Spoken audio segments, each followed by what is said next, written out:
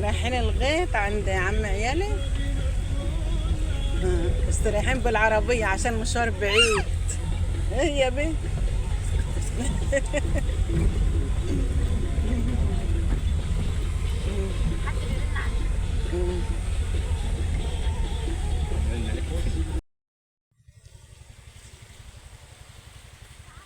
الأرض بقى فيها سمسم اهي.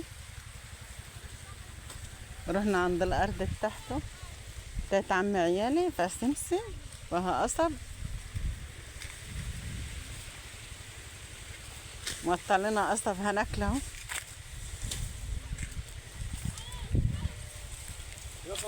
ان شاء الله ما نتحرم منه.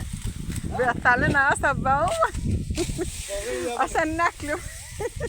يا حسن بص ان شاء الله ما نتحرموا منه. عم عيالي وعمينا وربنا يخليه بيقطع لنا قصب ويقول كلوا يا ولادنا اهو. ربنا يخليه ويبارك فيه. اي هتيجي حضرتك على التلفزيون.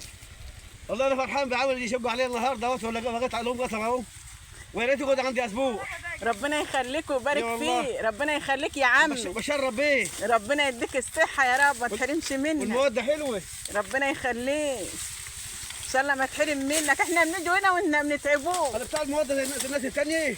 ربنا يخليك يابا. ربنا يديك الصحة. ده احنا نجولك حافيين. الله يوسع عليك يا رب. والله نجولك حافيين. يلا قطعوا بقى وكلوا.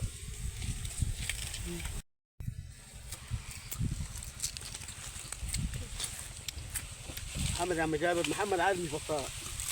بس عيبه اللي عيبه منه ما يضربش المرة في اي كلمة في اي كلمة. لا شوفها كعبها علي علي زوج.